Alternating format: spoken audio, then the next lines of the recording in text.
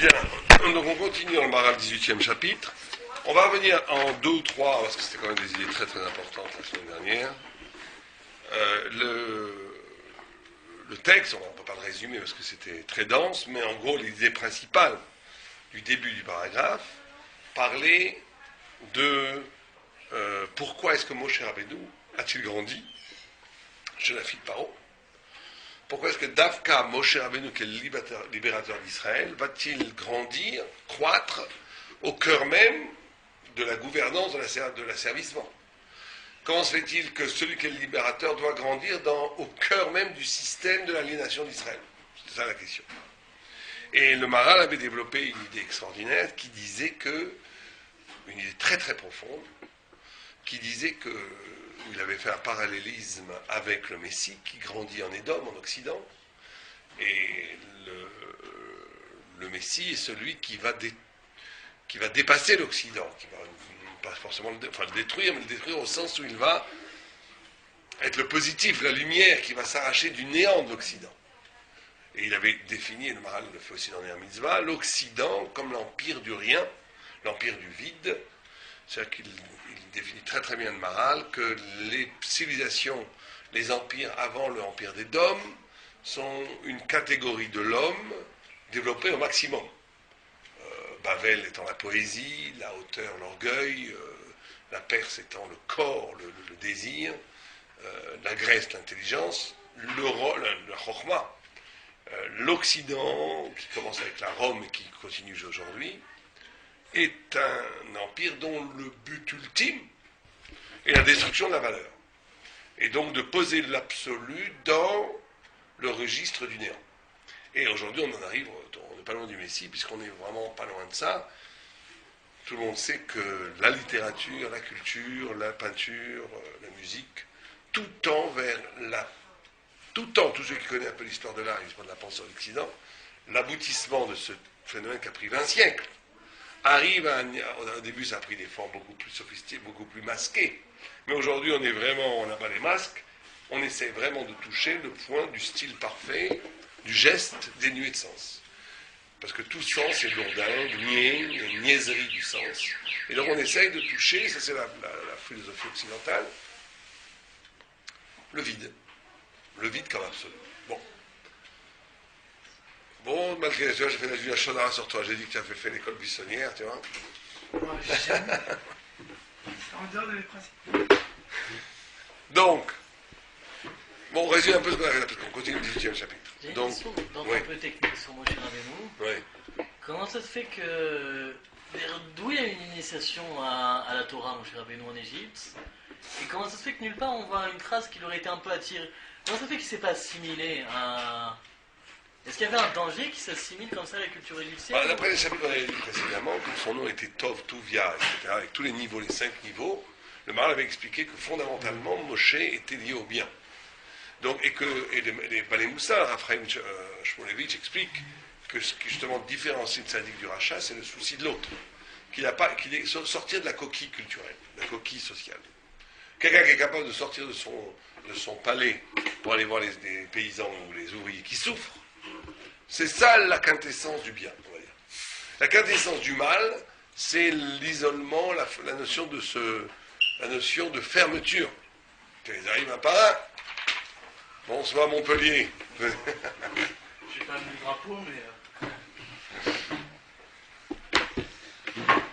Donc, vous comprenez, ça c'est la possibilité de Moshe Rabbeinu de sortir, de s'arracher de tout conditionnement. C'est ça qui est le bien d'ailleurs. C'est ça la notion du bien. Et il a eu une initiation à la Torah Elle était spirituelle. La révélation qu'il a eue, c'était sur le Sné. Ah, mais avant ça, il n'avait pas. Non. Donc il s'est construit tout seul, on va dire. Mais Moshe, on n'a pas d'en parler. Il avait quand même un rapport avec sa mère. Oui, c'est vrai. Mais sa mère, elle a juste... elle a allaité, mais c'était parce qu'il ne savait pas que c'était sa mère. Ouais. Sûrement. Bien, en tous les cas, on reprend très rapidement le début. Donc, ce qu'il avait, et c'était ça l'idée fondamentale dans le Maharal, c'est que Moshe grandit quand même. Parce qu'il est resté que 2 ou 3 ans avec sa mère. Dès que le lait est fini, il est retourné chez Mathia. Donc, il a grandi chez Paro. Donc, comment ça se fait que le libérateur, ça grandit au cœur même du système aliénant d'Israël? C'est ça la grande question. Et il fait un parallélisme avec le Mashiach, que le Mashiach naît en Édom, parce que la lumière messianique, qui est un dépassement de l'être, va naître de l'être qui est porté à son paroxysme. Or, l'être n'est porté à son paroxysme que s'il annule toutes les figures de l'être, c'est-à-dire qu'il rejoint le vide et le néant. En gros, c'est ça l'idée. C'est-à-dire que l'Occident a pour itinéraire spirituel le fait de décrire l'absolu dans le vide. Vous savez que tout le monde a repris, le Béni Lévy et d'autres ont repris cette expression du Maral qui s'appelle l'empire du rien ou l'empire du vide, je ne sais plus comment il l'appelait. L'empire du vide ou l'empire du rien, un des deux, enfin les deux renvoient la même chose. C'est que, mais ça c'est très intéressant de voir ça. Parce que c'est toute forme de vérité, toute forme de valeur, est forcément aux yeux de l'absolu une niaiserie. Il faut bien comprendre ça. C'est une niaiserie, parce que c'est toute valeur, toute idée, même très forte, elle est niaise, dans la mesure où elle passe à côté de l'absolu, puisqu'elle est elle-même définie comme idée. Donc toute idée philosophique, intellectuelle que tu vas dire, à un certain niveau, c'est une niaiserie. Et donc pour échapper à la niaiserie, parce que c'est une niaiserie au sens où c'est... Qu'est-ce que c'est quelqu'un de niais? Quand vous avez un paysan qui est chez l'aristocrate, il est niais, parce qu'il voit la nourriture comme nourriture. Il ne voit qu'une partie. Il ne sait pas ce que c'est, qu'il y a toute une culture autour d'eux. Il y a d'autres choses. Et bien la pensée, elle est confrontée au problème de niaiserie. Et donc, pour échapper à la niaiserie de la pensée, l'Occident va être obligé, puisque c'est, et c'est ça qui est intéressant chez le Maral, c'est la face ténébreuse de la Torah, on va dire l'Occident, alors que les autres civilisations, non. Les autres civilisations ont la valeur. Babel a la valeur poétique, Perse a la valeur du corps. Yaval, la Grèce, qui a la valeur de la pensée. Ils n'ont pas ce problème. Alors que l'Occident n'a pas de valeur parce qu'il tend à l'absolu. Et l'absolu sous-tend la destruction de toutes les valeurs, parce que chaque valeur étant limitée ni l'absolu. Comme la Torah d'ailleurs. La Torah est l'absolu. Toute idée face à la Torah s'effondre. Mais l'Occident a la valeur en négatif. La valeur, comme il n'a pas l'accident en révélation, ils n'ont pas l'absolu en révélation, c'est absolument une logique interne de l'histoire de l'Occident d'arriver au néant. Vous comprenez cette idée, c'est très important. Ça va d'où on vit. C'est pour ça que, quand on regarde l'histoire de la culture et l'histoire de la pensée, l'histoire de la picturale de l'Occident, on arrive toujours vers un mouvement, l'époque abstraite, après l'art conceptuel et jusqu'au vide, le triptyque blanc, les trois triptyques blancs de Duchamp, c'est génial. C'est voilà le Maral qui est réalisé. On représente le vide. Le vide. C'est-à-dire qu'on s'arrache de la niaiserie d'un geste créatif. Vous comprenez? Et ce qui est extraordinaire, parce que l'Occident cherchant l'absolu et non pas la révélation, il est obligé d'arriver au vide. C'est inhérent à l'histoire de l'Occident. Et le Messie va naître de l'Occident. Parce que dit le Maral, pour qu'arrive une forme nouvelle, il faut toujours un éder, ce qu'il appelle le néant. Il n'y a pas l'apparition d'une forme nouvelle sans un néant. La forme nouvelle va naître du néant.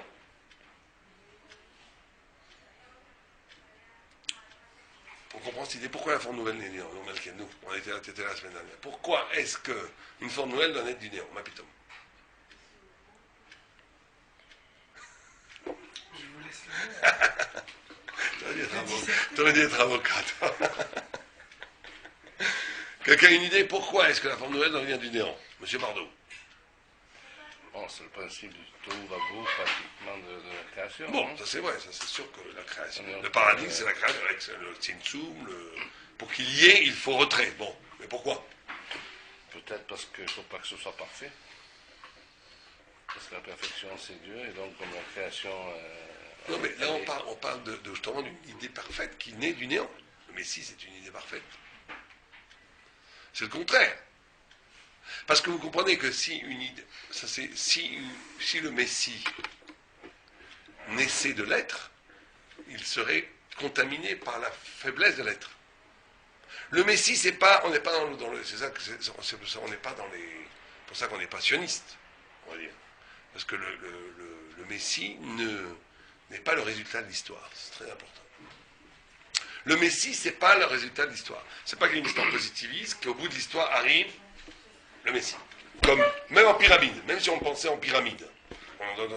C'est quand même l'histoire de la création de Ouais. Kadosh Baruch Hu, puisque Bien sûr, c'était- mais même l'histoire de la création. c'était C'est-à-dire que dans la Adam, création Adam, du Jacob. néant, parce qu'il faut la possibilité d'un ex-nihilo de la pensée, ou d'un ex-nihilo de l'histoire. Mais pour arriver à ce ex nihilo, vous décrivez vous-même ce processus de nihilisation de Tout à fait. la Tout civilisation. à fait, tout à fait. C'est vrai que l'histoire est porteur, mais l'histoire génère la transfiguration messianique à travers son néant, pas à travers son positif. Tout à fait. Il faut qu'il y ait une histoire. Parce que sinon, il y a pas le néant ne pourrait même pas se mettre en branle. Il faut que cette absurdisation de toute production humaine, qui est comme elle a touché l'art pictural il y a 50 ans, et elle ne cesse de le toucher depuis 50 ans, elle touche toutes les dimensions de l'existence humaine. Tout à fait. Donc, Et à il y a ce quand même moment-là, un à ce moment-là, processus- il y a quand même un processus oui, mais le historique. processus, c'est un processus spirituel, pas un processus historique. C'est-à-dire que l'histoire historique a des masques. Il met des faux masques, il a l'impression que c'est une histoire historique, alors que se passe derrière une autre histoire. C'est-à-dire que l'histoire ne va pas déboucher d'elle-même un changement d'histoire. Le messianisme est l'apparition d'une dimension de l'être qui n'est pas mounach dans l'être positif de l'être, mais dans le néant de l'être. Dans le sens où il doit s'arracher de tous les processus. Il ne peut pas être contaminé par la faiblesse de l'être. Donc, et c'est pareil pour nous. C'est-à-dire, au niveau existentiel, on ne peut créer de vrais concepts que si on fait l'expérience du néant. C'est aussi simple que ça. Toute personne qui va dire une idée qui va être bâtie sur des idées déjà préconçues, ce ne sera jamais une grande idée. Mais vous comprenez que pour nous, c'est extrêmement compliqué de comprendre ça.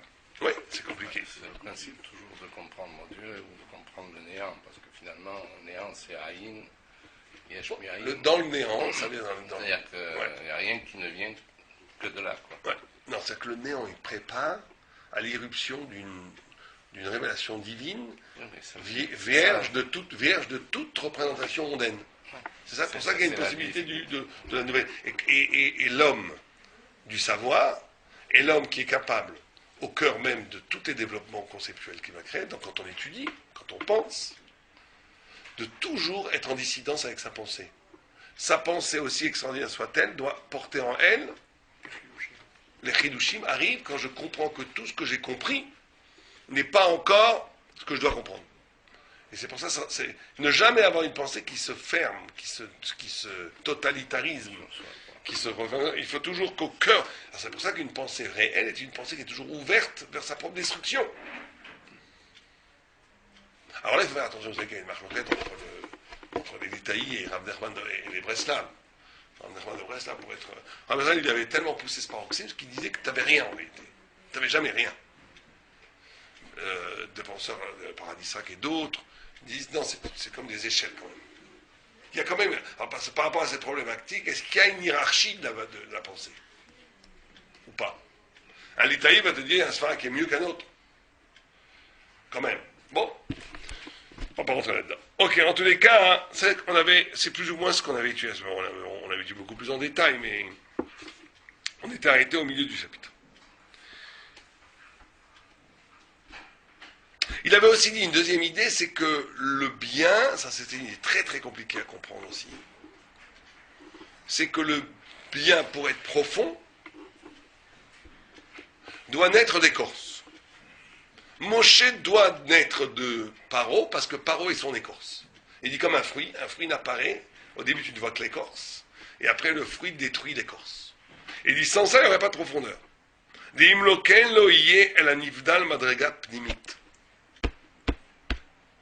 Ça veut dire que ça c'est incroyable comme idée. Ça veut dire que c'est-à-dire qu'on a besoin du mensonge, on a besoin du superficiel, on a besoin de l'histoire, on a besoin de l'égoïsme, on a besoin de tout ce que vous voulez, du politique, tout ça, pour que l'idée soit cachée et que par le fait qu'elle soit cachée, elle soit profonde. Si elle était exposée d'emblée, même si c'est la même idée, elle aurait perdu sa profondeur. Mais pourquoi elle doit être intérieure? Qui coexiste pour que l'un fasse lumière par rapport à l'autre. Je comprends, mais pourquoi là il y a un côté intérieur? C'est-à-dire, là on a carrément l'impression d'une protection du mal, enfin du bien par le mal, quoi. Et sans le. C'est bien plus que ça. C'est pas une protection. c'est qu'il y a une... Le yin de, par allusion, clipa est pris. Non, ça veut dire que... A priori, ça va même Non, jusqu'à- c'est une façon... Excusez-moi. C'est une façon de... C'est un positionnement de la vérité. Ça veut dire que si la vérité est exposée, le fait même qu'elle soit exposée, elle doit, dans son exposition même, elle épouse des formes du monde. C'est ça l'exposition. Quand une vérité est révélée, elle prend les formes du champ dans lequel elle est révélée, du champ visuel, du champ existentiel dans lequel elle est révélée. Or, une fois qu'elle est révélée, elle perd sa valeur de profondeur, parce qu'elle est révélée. Donc il faut qu'elle soit cachée. La notion de pnimiut, elle est inhérente à la notion de vérité. Rappelez qu'on avait dit aussi que cette idée est aussi un peu difficile. Parce que c'est vrai que c'est une idée très dure du Maral, c'est un des chapitres les plus durs, le 18. C'est qu'il y a aussi un autre problème, c'est que le Maral avait dit que la vérité qui va devenir vérité, une sorte de mouvement d'extériorisation de la vérité, elle est plus vraie que la vérité en soi. Ça aussi c'était compliqué à comprendre. Pourquoi est-ce qu'une vérité qui fait le geste de se retrouver est plus importante qu'une vérité donnée? En d'autres termes, si je te dis que... Ça, on n'en avait pas, mais pourquoi il faut qu'elle soit intérieure? Bon, ben ça répond déjà à moitié à ta question. Le fait qu'elle soit intérieure, ça va demander un travail La coexistence entre les deux. Non, c'est pas la coexistence. Non, Le fait qu'elle est intérieure, c'est qu'elle est cachée, donc il faut la révéler. Or, le mouvement de révéler la vérité est aussi vérité que la vérité elle-même. Mais pourquoi il faut qu'elle soit intérieure? Parce que si c'est pas intérieur, il n'y a plus besoin de la révéler. Non, mais. Si la vérité n'est pas cachée, il n'y a plus besoin de la révéler. Donc le fait qu'elle soit cachée sous des écorces donne à la vérité elle-même une dimension qu'elle doit être révélée. Or, la révélation de la vérité est aussi vérité que la vérité. Alors ça aussi, il faut méditer cette idée.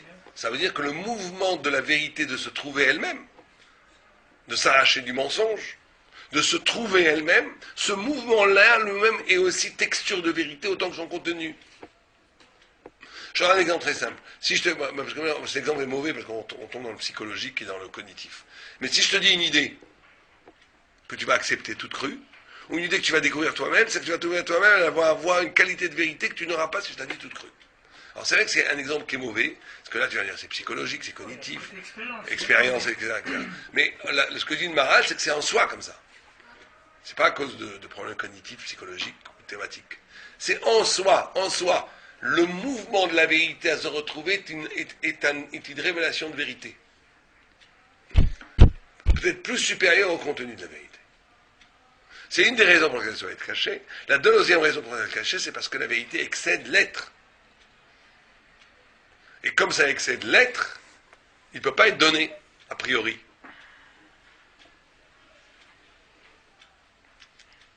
Il ne peut pas être donné a priori. Vous savez comment nous on dit tout le temps qu'il faut trouver le pourquoi tu as été créé. Tout le temps on dit ça. Qu'est-ce qu'il faut? Il faut trouver pourquoi tu as été créé. Mais c'est très compliqué cette histoire. Les gens ils croient que trouver ce qui a été créé c'est une vérité latente en moi qu'il suffit d'enlever le rideau et de le trouver. C'est pas comme ça. Trouver comment il a été créé, c'est un mouvement de répétition. C'est une projection vers le futur, un projet qui est absolument nouveau, qui va me permettre de toucher au point de pourquoi j'ai été créé. C'est pas quelque chose à révéler qui existe déjà, c'est quelque chose qui est en devenir. Ça veut dire que c'est l'idée du vieux vin dans du raisin neuf. C'est en même temps quelque chose d'absolument nouveau. Existentiellement, c'est quelque chose de nouveau. C'est un projet, c'est une projection. C'est absolument nouveau. Simplement, cette nouveauté fait toucher à quelque chose qui a toujours été là. Et c'est quand tu as ces deux termes que tu arrives à la plénitude de l'être. Si tu n'es que dans l'utopie de découvrir le centre de ton être comme un bouddhiste qui, par la méditation, va faire son chirurgie, ça n'existe pas dans rapport à ça. Celui qui croit aussi qu'il ne fait qu'exister, qu'il ne fait que se définir à partir de l'expérience de la vie, c'est aussi ridicule. L'expérience, l'existence, la façon dont je me bâtis dans la vie, dont je me construis dans la vie, me fait révéler le pourquoi j'ai été créé. Mais les deux viennent en même temps. Donc il faut un mouvement de sortie hors de soi pour se retrouver soi-même. Bien. On ne peut pas trop, par exemple, on a parlé la semaine dernière, On va continuer le texte. Bon, il faut finir ce 18 janvier, sinon c'est la semaine prochaine. Il faut que la semaine prochaine, il n'y aura pas de cours, c'est Shavuot mercredi. Donc on fera cours dans 2 semaines si Dieu veut. Vetikrashmo Moshe. Askatou, on reprend au milieu Vetikrashmo Moshe. Kiminamaim Mashiteu. On l'a sorti de l'eau. Moshe, ça a sauvé des eaux. Veshmodra. Mikan Atalomet Sraram Shel Gomle Chasedim. De là, tu apprends le mérite de ceux qui font du chesed, de la charité. Parce que Batia, elle a donné son nom, et le nom de... C'est pas son nom. On a vu qu'il s'appelait Tuvia, Tov. Il ne s'appelait pas du tout Moshe. C'est Batia, une Goya à l'époque, qui lui a donné ce nom. Et ce nom est resté le Olam. Dieu ne désigne Moshe que comme Moshe. Donc le Maral dit, de là on voit la hauteur de la Gimilut Chasadim. On voit que Gimilut Chasadim c'est quelque chose d'extraordinaire, puisque tu vois que le fait que c'est venu d'un acte de charité, fait que c'est devenu son nom. Venir les Faresh qui a Torah kol darkea darkei noam, et kol nitivotea shalom. Venikret bishvilze Torah Chesed, qui dit Torah Chesed al leshona, lefika Hashem, שקרא לו בתיה שהייתה גומלת חסד הוא עיקר בתורה. ואף הקדוש ברוך הוא לא קרא לו שם אחר, כשהיה מדבר עמו דברי תורה, כן, שדרכי הנועם. Bien. D'abord, il faut essayer de comprendre 2 choses ici, cette notion de... Bon, alors la notion de... On voit ici que c'est une question de dire que le fait de faire du chesed, c'est une idée facile, mais qui est très importante, très vraie. C'est que dès que tu fais du chesed, tu génères quelque chose qui n'obéit plus aux règles. Parce que son vrai nom, c'était pas Moshe. Oh, bien, sans vous, ça manquait. Il fallait que vous soyez là. Vous allez prendre une chaise.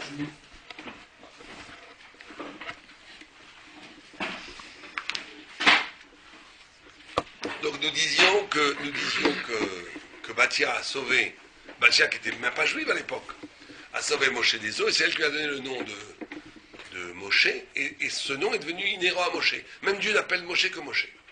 Il dit de là, on voit la grandeur du chesed. Et on voit que le chesed, quelqu'un qui fait du chesed, il va générer un système qui n'obéit à aucune règle. C'est pas le digne, il est dans la règle. Le chesed fait que tu échappes à toute règle. Bon, c'est la première chose. Mais la deuxième chose qui est intéressante, c'est qu'on voit que le chesed de Batia, qui est le chesed de Batia, elle va jouer sur l'identité nouvelle de Moshe. Parce que chaque nom, on sait que c'est la révélation d'une identité. Alors ça, il faut réfléchir à ça. Je fais du chesed à quelqu'un, du vrai chesed, on parle, et bien cette personne-là, ça va modifier son essence. Comment ça marche? Ou d'autre côté, la question est encore plus forte. Comment est-ce que la liberté, ma liberté, a le pouvoir de modifier, d'enfreindre ta liberté, puisque maintenant tu vas être modifié par ma liberté. On peut poser la question un peu prosaïquement. Une bonne maman, un bon papa vont modifier profondément la structure psychique et psychologique de l'enfant. Il n'y est pour rien, lui. Hein? Ça touche profondément sa liberté, puisqu'il ne va pas être le même. Donc, sa liberté va se déplacer, disons. Elle va se déplacer. Son jugement, il sera toujours... Mais quand même, ça touche la liberté. Ou plutôt, d'accord, ça la modifie quand même. Mais pourquoi ça ne révèle pas plutôt une capacité beaucoup plus profonde de Moshe? Oh, bravo. Ça, c'est les 2 idées qu'on voulait dire. Première idée, regardez ce que dit... j'oublie chaque fois. Yann, Rabbi Yann. Rabbi Yann. Il dit, et c'est très important, ça c'est dans le paradis, par exemple, cette idée. C'est vrai que c'est compliqué encore une fois, c'est des idées pas simples. Il n'y a pas de hasard. Il n'y a pas de hasard. Donc, bon, ça, il n'y a que Dieu qui peut faire ça. C'est une question que nous, on ne peut même pas comprendre. C'est-à-dire que ta liberté à toi, de faire du chesed, elle va s'appliquer à quelqu'un. Et c'est pareil pour le mal, d'ailleurs. On ne va pas parler du mal, du bien. Mais ce n'est pas du tout un hasard que lui va recevoir ton chesed. C'est que ce chesed est une... Chaque fois que quelqu'un te fait du chesed, c'est une rampe divine, de lumière. Lui, c'est un Keli, pour révéler quelque chose qui est en toi. Il n'y a pas de hasard. Et c'est pareil avec le coup. Il faut simplement dire, Mizakim, elle est des Zakai. Zochim al Zakai, Mechayvim al Chayav. Ça veut dire qu'il y a une chose ici une symphonie incroyable, divine, qu'on ne veut même pas imaginer, quoi. Comment Dieu il joue avec les libertés de chacun. Toi, tu es libre de faire du chesed. Mais ce chesed va tomber sur X parce que Dieu veut que ce chesed soit un clé de révélateur de ce que X. D'où la question de comment ça se fait que quand quelqu'un tue quelqu'un, il est punissable. Dieu a voulu qu'il meure. Alors, il y a un cher d'Hachem, il devrait recevoir un bonbon, il y a le cher d'Hachem.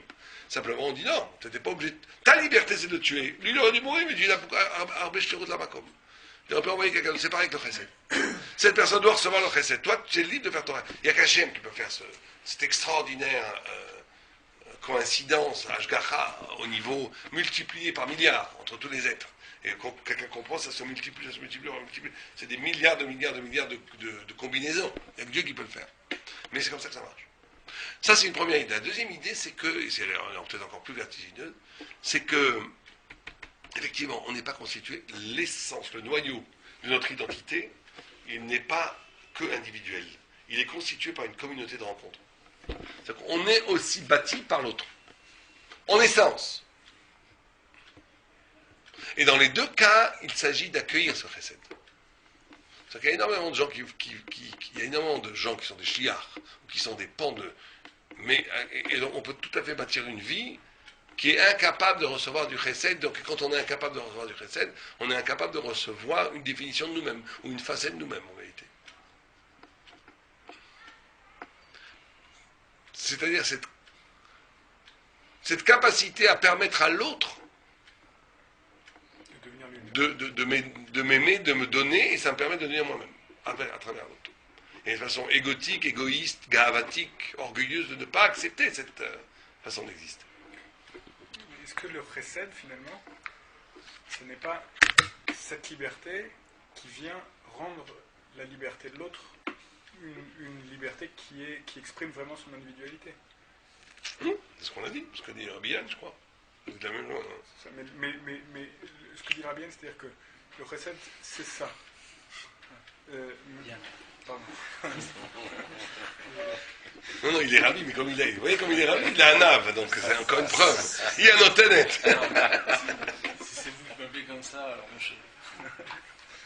Qu'est-ce que vous voulez dire? Mais c'est-à-dire que quand la liberté, le chesed finalement, n'est que la liberté de l'un permettant à la liberté de l'autre de s'exprimer réellement.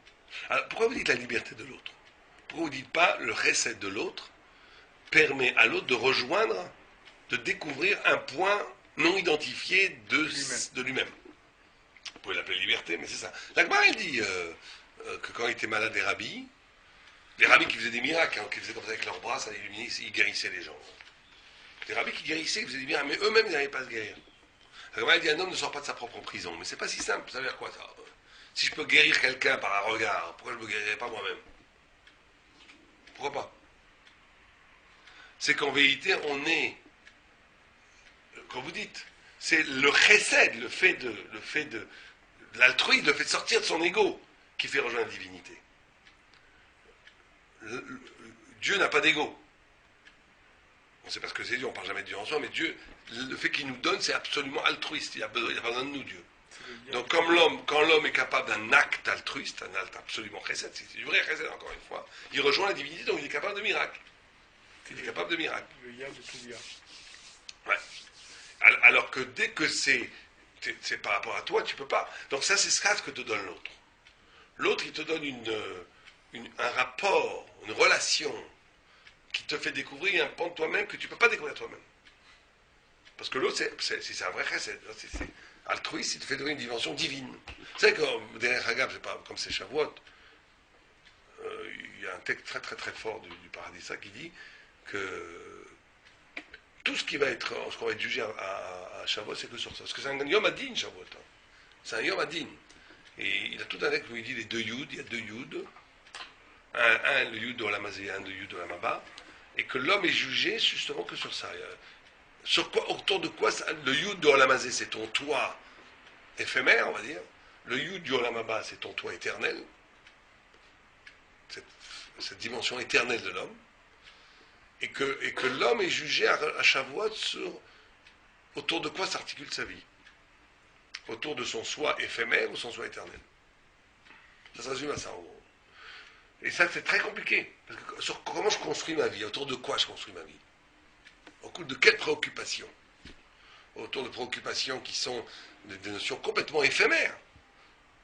Kavod, reconnaissance, argent, pouvoir, tout ce que vous voulez. Ou est-ce que mes cautions, ou mes actions, mes pensées, mes paroles s'orchestrent, s'organisent autour d'un projet qui prend l'éternité au sérieux. Et l'homme est jugé que sur ça. À Shavuot. C'est-à-dire qu'il est jugé, qu'est-ce que tu fais de ta vie? Qu'est-ce que tu fais de ta vie? En quoi tu investis? Dans quoi tu investis? Est-ce que ta vie, elle s'articule autour de quel souci? Alors il y a le souci du Olam Hazé, le souci du Olam Haba. À Shavuot, on reçoit la bracha, le shefa, sur l'investissement du Olam Haba, on va dire. Mais l'homme a du mal à se voir comme éternel. L'homme a du mal à prendre au sérieux. C'est terrible parce qu'il y a des gens qui étudient 12 heures par jour, 10 heures par jour, mais ils ne prennent pas au sérieux. On ne prend pas au sérieux. On ne prend pas véritablement au sérieux. Au sérieux au sens où je repose ma vie sur ça et pas sur autre chose. Bien, on continue. Donc là, il va rentrer dans cette fameuse sugya qui a été abordée maintes fois par Rav Shapira et par d'autres, par Rav Shapira essentiellement, c'est la notion du chomer et d'Atsura. C'est là la source. C'est ce bar-là qui est la source. Vomer Ani, qui Shem Moshe ou Ora'a alikar inyan Moshe ou Malato. Il dit Moshe, c'est une révélation de Ikar, de l'essentiel de ce que c'est Moshe et sa grandeur. Asher ou Mesoulak ou Moussam Minamaim. Pourquoi il s'appelle Moshe arraché à l'eau? Parce qu'il est arraché à l'eau. Il est le contraire de l'eau. Baiser, Ki Amaim, Elaim Tsura. L'eau n'a pas de forme. L'eau n'a pas de forme. Omedet, Ken, Mesoulak Minatsura. C'est-à-dire, Tsura, Veomedet, Kayemet, Tsura, Omedet, Kayemet, כמו שהתבהר למעלה, אצל כל הבן, היולד, היורד, תשלחו ההיא. Comme il est dit là-bas, que tous les enfants, הילוד, הירד, תשליכם, tu les enverras. כי שם, כן, כי שם, אנחנו מזה, אוקיי. וכאשר תדע, זה תדע לך, כי מעלת משה רבינו עליו השלום, מעלת הצורה. משה c'est la forme. On va expliquer ça dans le minute. Les fiches היה נבדל ממעלותו מן החומר, כי המשכילים הנבדלים הם צורה בלבד. Donc là on rentre dans la fameuse sugya de la forme pure face à la matière. Forme pure, matière. Comment est-ce qu'on pourrait définir la matière? Quelqu'un a une idée?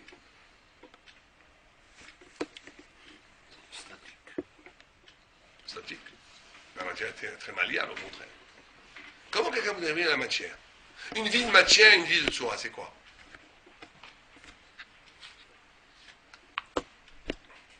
Personne a une idée? Une des caractéristiques, c'est la manipulation. Oui. La matière, Mais prenons, vous avez raison, mais traduisons-le de façon existentielle.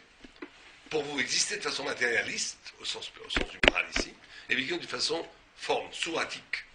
Une vie éparpillée. Oh, éparpillée, mais ça veut dire quoi? Sans une direction donnée. Oui, un jour, tout à fait. telle Mais on va dire direction. encore de façon plus précise. C'est vivre.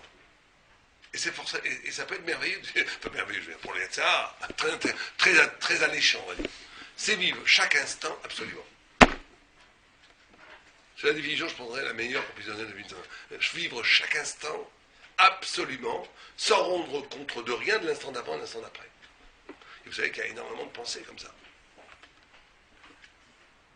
Que c'est ça la vie de la matière. Alors Shapira parlait lui très souvent d'une notion, comme vous dites, d'éparpillement, de fait que avant tout, je suis le produit de ce qui se passe et je n'ai pas de... C'est vrai, mais on peut le définir aussi comme ça, je pense, alors ça se recoupe complètement. C'est en vérité cette capacité, cette volonté de vivre l'instant absolument. Non, c'est matérialiste, alors c'est pas matériel. C'est pas matériel dans le chemin, c'est pas forcément matérialiste. Quand on demandait une définition sur qu'est-ce que c'est que la matière, ça c'est une définition du matérialisme. Tout à fait. Non, ici on dit matérialisme. Ça veut dire que cette façon de vivre, chaque instant, sans le relier à l'après, à l'avant, à demain et à hier. Sans le relier sans aucune préjugé. Sans aucun préjugé. Qu'est-ce que ça veut dire vivre selon la Torah?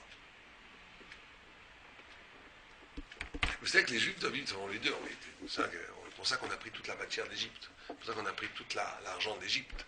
Parce que le Juif va reconduire l'expérience de la matière, du matérialisme, au cœur même du processus spirituel. Parce qu'il faut vivre chaque instant de façon unique. Chaque instant, le Rav Nachman dit que chaque instant, c'est un instant d'éternité. C'est un instant d'éternité. Donc il faut aussi, mais justement, c'est tout le temps cette ambivalence thoraïque, cette possibilité à la Torah de soutenir les deux termes en même temps. Mais vivre de la Tsura, c'est très simple. Vivre de la Tsura, ça veut dire que chaque instant, je reprends le même nom, est relié à quelque chose qui ne bouge pas, à l'éternité. Chaque instant est un instant d'éternité. C'est ça être juif. Être juif, c'est la capacité de retraduire l'instant, la vie, en Torah. Enfin, on pourrait dire ça comme ça. L'instant en Torah. Ta vie en Torah. Ça devient la Torah. Rav Shapira, en parlant de lui, disait dans un dernier cours, très beau sfara, très belle idée, il disait que Anochi Hashem Asher Hotzeti Otcha Me'eretz Mitzrayim, le premier commandement, c'est le renversement thoraïque, ou plutôt dans la traduction thoraïque, dans la traduction d'une révélation divine, d'un événement physique qui est la sortie d'Égypte. C'est-à-dire que la sortie d'Égypte devient elle-même Torah. C'est-à-dire une existence devient elle-même Torah. La sortie d'Égypte devient elle-même Torah. C'est pas je sors d'Égypte pour recevoir la Torah. C'est que quand je reçois la Torah, cette Torah va traduire thoraïquement tous les temps, toute l'existence, tout l'instant. Donc nous on va dire comme ça, vivre de façon tromère, c'est de vivre l'instant absolument. Séparé de tout. Tout le monde comprend que celui qui vit comme ça, il peut pas vivre avec une seule personne, il ne peut pas se contenter. Il est obligé chaque fois de recommencer quelque chose de nouveau. Il a besoin de... Chaque rencontre, c'est une séduction. Chaque rencontre, c'est une conquête. Chaque instant, c'est une célébration totale, jusqu'à la mort. Il y en a qui ont vécu comme ça jusqu'à la mort. Le tzaddik, ça c'est le rachat en réalité. Ça peut être un rachat magnifique, mais c'est un rachat. Le tzaddik, c'est celui qui essaye de dire chaque instant, il est relié à une valeur supérieure à l'instant, qu'est l'éternité. Donc le temps n'est pas absolu, le temps est second par rapport à l'éternité. Et cette seconde, ce temps qui passe, doit rendre compte de l'éclat de l'éternité. Et quand je fais ça, l'instant lui-même devient éternité, c'est-à-dire que l'existence devient Torah. Bon. Moshe était en essence absolument relié à la Tsura. Absolument relié à la Tsura. ומי שהוא קרוב אל מעלה המשכילים הוא קרוב אל הצורה. ולכן היה משה רבנו עליו השלום עניין צורה בלבד מבלי חומר. Donc c'est ça que quand vous disiez tout à l'heure d'où il a tout retiré son... Moshe était en essence une Tsura. Donc il ne pouvait pas être influencé tellement par l'Égypte. Il ne pouvait pas s'assimiler. D'accord?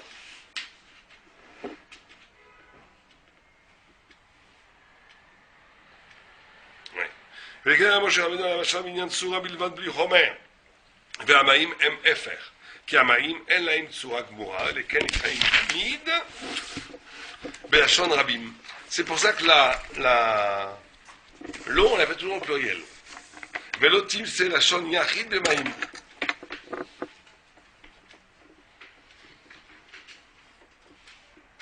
Tu ne verras jamais l'unité dans la matière. Dans l'eau. Dans l'eau, c'est la matière, c'est le romain. L'eau, c'est la matière parce qu'elle n'a pas de forme.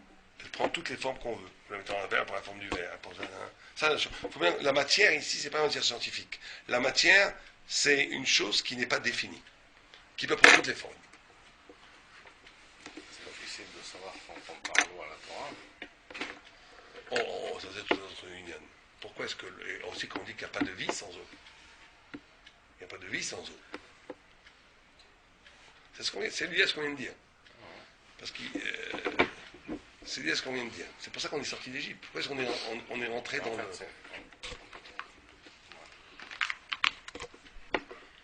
besoin, en fait. Complètement. Complètement. C'est ce qu'il faut arriver à transcender. Mhm. Donc l'eau, le matière, l'eau est pluriel parce que le pluriel, justement, comme on a dit, il y a tout à chaque instant. C'est multiple. C'est dispatché. כן? לפי שכל יחידות בקור הצורה, l'unité elle vient de la צורה, ומיוחד את הדבר, והמים הם בלי צורה גמורה, ולפיקה המים שהם בלי צורה מקוימת בלשון רבים. והיה משה אפר להם שהוא צורה הנבדלת. משה c'était la צורה נבדלת, la forme séparée. la forme séparée. והיה מיוחד שלא נמסע נביא כמוהו, il était comme ולא קם נביא עוד בישראל כמשה. וזה אפר המים שאין במים ייחוד צורה ומפני זה נקרא משה שהיה משוי ממים, כלומר שמשה מסולק מן המים, כי בעבור שיש למשה צורה נבדלת היה משוי ונבדל מן המים. ומזה תדע כי המים אפר משה רבנו עליו השלום, שאלו הם בלי צורה ומשה רבנו עליו השלום מעלתו הצורה המקוימת.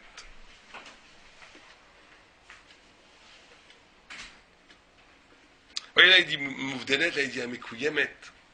C'est que l'homme grand, face à l'incohérence, à l'expérience, il tient tout seul.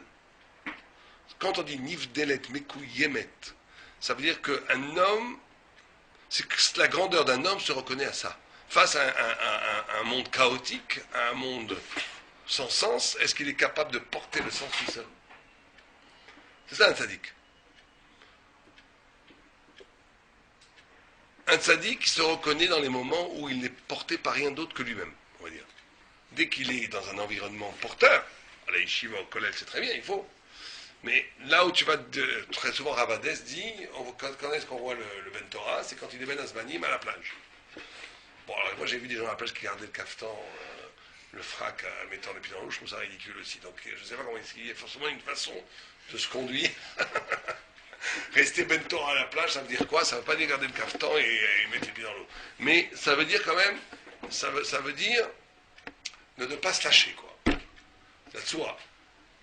C'est-à-dire que, ça veut dire que l'énergie spirituelle, vitale, l'exigence, la hauteur de pensée, la hauteur de comportement, elle vient de l'intérieur.